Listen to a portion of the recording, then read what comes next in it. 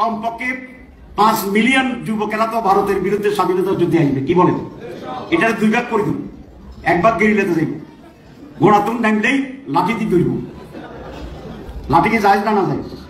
আমি সবসময় জায়েজ কথা বলি। ঘোড়া থেকে নামতে পারবে না ইনশাআল্লাহ। আর বাকি অর্ধেকের কি করবো?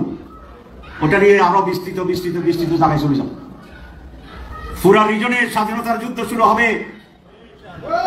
রাসূল ইসলামের যে হাদিসের যে গাজওয়ায়ে হিন্দ, সেটা বাস্তবায়নের মহাপরিকল্পনা হবে ইনশাআল্লাহ।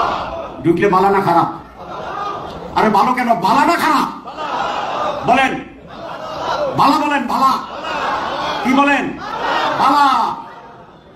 খারাপ তৈব এই জন্য যদি আপনি দেখে ভয়ে পালাইয়া দৌড়াইয়া বঙ্গল সাগরে পড়ে যান, তারপরে যাবেন কোন পড়িতে পারবেন যে যাবেন তো সেদিনের জন্য মাঝখানে ডুববেন, তো ডুবাচ্ছে।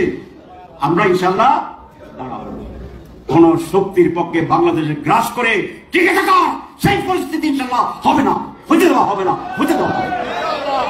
ভয় পাইয়েন না। শেষ কথা।